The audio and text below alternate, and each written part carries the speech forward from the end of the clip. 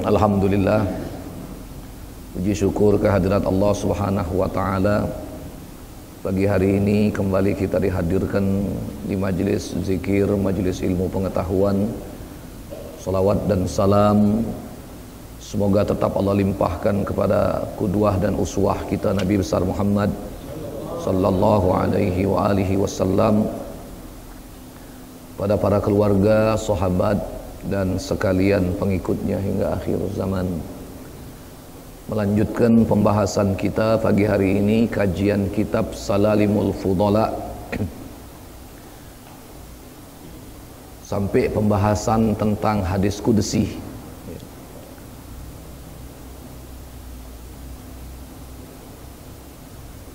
An Abi Hurairah anna Rasulullah sallallahu alaihi wasallam qala inna Allah ta'ala qala man adali waliyan faqad azantuhu bil harbi wa ma taqarraba ilayya abdi bi syai'in ahabbu ilayya mimma aftaradtuhu alaihi wa la yazalu abdi yataqarrabu ilayya bin nawafil hatta uhibbahu fa iza ahbabtuhu kuntu sam'ahu allazi yasma'u bih wa basarahu allazi yubsiru bih wa yadahu allati yabtishu biha wa rijlahu allati yamshi biha wa in sa'alani la'atiyannahu wa in ista'aza bi la'u'izannahu. Abu Hurairah radhiyallahu anhu bersabda, telah mendengar Rasulullah bersabda, sesungguhnya Allah Ta'ala berfirman, barang siapa bermusuhan kepadaku sebab memusuhi wali atau kekasihku, maka aku sungguh mengizinkan orang itu untuk diperangi, dan tidak ada pendekatan diri kepadaku yang dilakukan oleh hambaku yang lebih aku cintai daripada semua yang telah aku wajibkan kepadanya. Dan tidak henti-hentinya hambaku mendekatkan diri kepadaku dengan melakukan sunnah-sunnah hingga aku mencintainya. Maka apabila aku telah mencintainya, aku menjadi pendengarannya yang ia bisa mendengar dengannya, dan menjadi penglihatannya yang ia bisa melihat dengannya, dan menjadi tangannya yang ia dapat bertindak dengannya, dan menjadi kakinya yang ia berjalan dengannya. Dan jika ia memohon kepadaku, pasti aku memberikannya.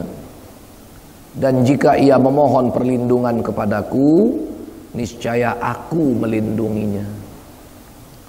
Wa ma'nal hadis, man adali aliman billah muwaziban ala ta'atih mukhlisan fi ibadatih faqad a'lamtuhu bi ihlaqi iyyahu wa ma taqarraba ilayya abdi bi amalin ahabba ilayya min adai mabtaratuhu alaihi fardhain au kifayatin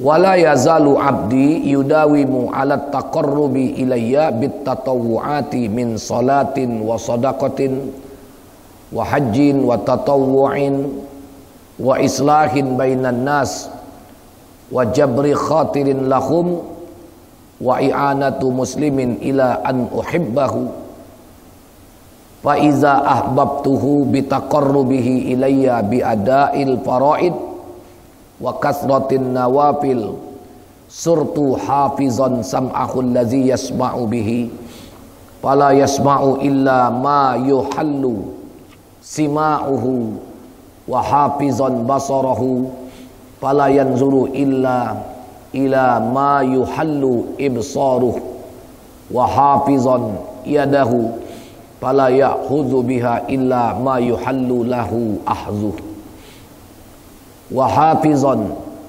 rijlahu fala yamshi biha illa fi ma yuhallul masyu ilaih imma ijaban au nadban au ibahatan wa hadzat tafsir huwal mu'tamad qalahu Syabarkhaiti wa in sa'alani syai'an min umurid dunya wal akhirah la'atiyannahu ma sa'ala wa in istajara bi la ujirannahu mimma yakhaf. Jadi agak panjang penjelasan hadis qudsi ini. Jadi makna hadis ini adalah siapa saja yang memusuhi karenaku kepada orang yang mengerti Allah. Maknanya siapa yang memusuhi orang alim, siapa yang memusuhi ulama, yang senantiasa taat kepadanya, yang ikhlas beribadah kepadanya, maka sungguh aku umumkan kepadanya dengan penghancuranku kepada orang tersebut. Tidak ada pendekatan diri kepadaku yang dilakukan oleh hambaku dengan beramal ibadah yang lebih aku cintai daripada penunaian semua yang telah aku wajibkan kepadanya berupa fardu ain atau fardu kifayah. Tidak henti-hentinya hambaku terus-menerus mendekatkan diri kepadaku dengan ibadah-ibadah sunnah, mulai dari salat, sedekah, haji sunat, mendamaikan perselisihan di antara manusia, memulihkan keresahan pada mereka, dan menolong orang Islam sampai aku harus mencintainya. Maka apabila aku telah mencintainya sebab taqarrubnya, sebab pendekatan dirinya kepadaku dengan menunaikan ibadah fardu dan ibadah-ibadah sunnah yang banyak, maka aku menjadi penjaga pendengarannya, yang ia mendengar dengan pendengaran itu. Maka ia tidak akan mendengar kecuali pada semua yang halal bagi pendengarannya. Aku menjadi penglihatannya, penjaga penglihatannya. Maka ia tidak akan memandang kecuali pada semua yang halal bagi penglihatannya. Aku menjadi penjaga tangannya, maka ia tidak akan mengambil dengan tangan itu kecuali sesuatu yang dihalalkan baginya untuk mengambilnya. Aku menjadi penjaga kakinya, maka ia tidak akan berjalan dengan kaki kecuali pada tujuan yang halal berjalan ke arah itu. Terkadang wajib atau sunnah atau mubah, hal yang diperbolehkan.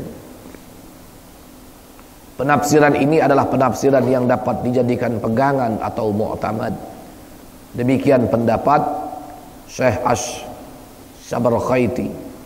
Dan jika ia memohon kepadaku akan sesuatu dari berbagai kepentingan dunia dan akhirat, niscaya aku memberikan kepadanya segala yang diminta.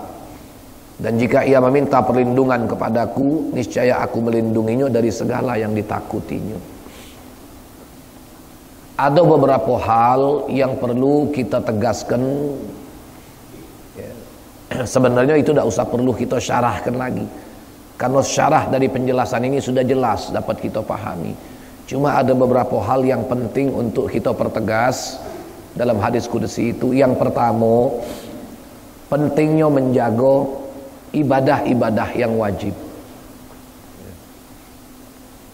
Artinya kita dalam kehidupan ini jangan cuma kita bisa meminta kepada Allah Subhanahu wa taala, tapi kita juga mesti paham apa yang menjadi hak Allah yang mesti kita tunaikan.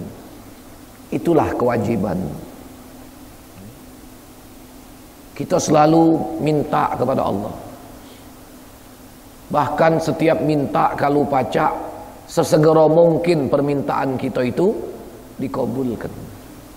Tapi pertanyaannya, apakah hak Allah itu sudah secepat itu juga kita tunaikan?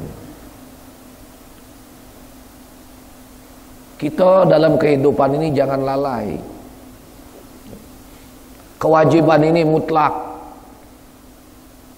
tidak pacak untuk kita abaikan, apalagi kita beranggapan ada tawassuk, ada keluasan. Itu tidak boleh. Solat kalau waktunya gawe ke, itu hak Allah Subhanahu wa taala. Dan juga kewajiban yang lain. Nah, pacak ngawekan yang wajib jangan membuat kita bersenang dan berbangga hati.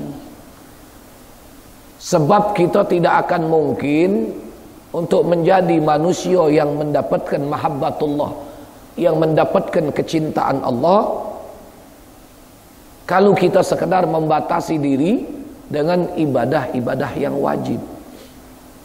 Tetapi juga kita harus menambah dengan ibadah-ibadah yang sunnat, di mana dengan sunnah itulah menjadi sebab kita mendapatkan mahabbah Allah Subhanahu wa taala. Dan juga jangan kita lalai terperdaya dengan kemuliaan yang sunnah. Ada wong begitu dengar fadilat ibadat sunat ini balasannya ini, mendengar ibadat sunat ini ganjarannya ini, tapi akhirnya dia mengabaikan hak yang wajib.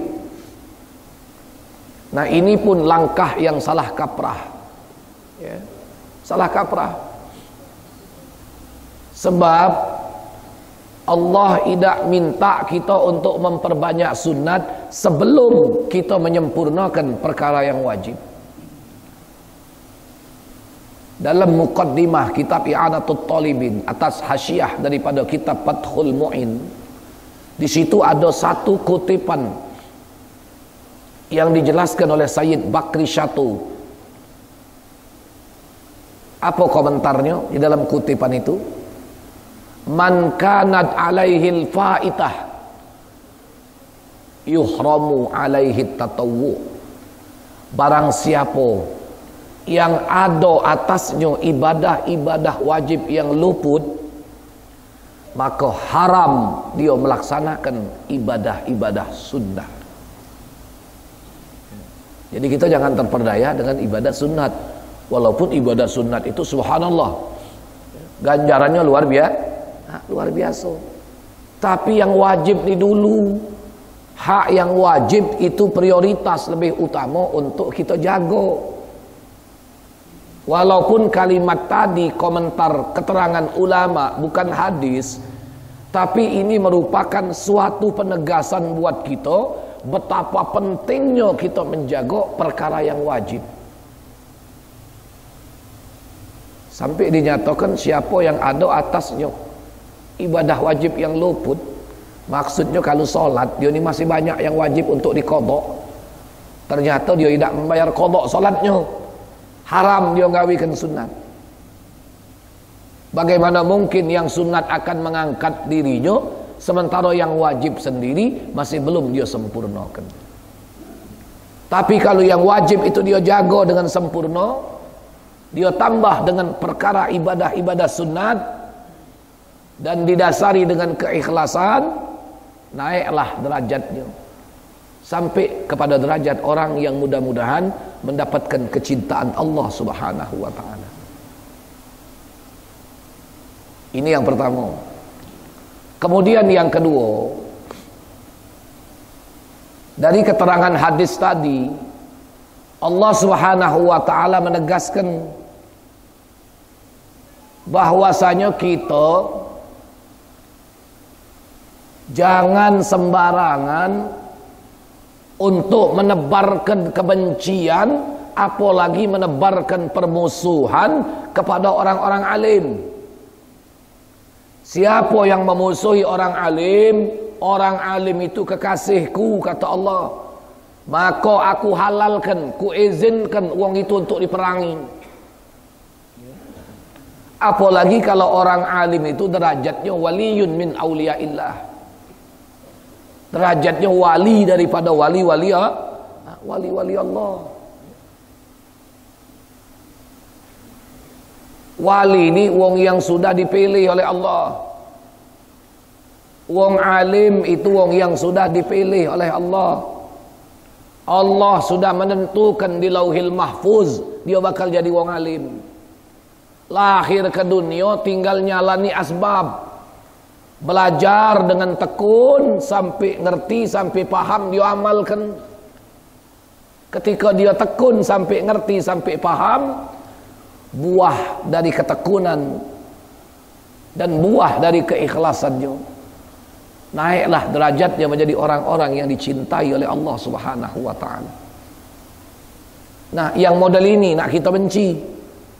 Orang yang model ini nak kita caci maki, apalagi nak kita musuhi. Hati-hati. Kata Allah Subhanahu wa ta'ala, inilah orang yang menjadi musuhku. Wali ini orang yang sudah Allah pilih untuk meletakkan sesuatu yang mulia dan terhormat. Allah tidak akan meletakkan sesuatu yang terhormat, Allah tidak akan mendudukkan sesuatu yang mulia kecuali pada wadah-wadah yang bersih. Dengan wadah-wadah yang bersih, itulah hatinya para ulama, itulah hatinya para aulia,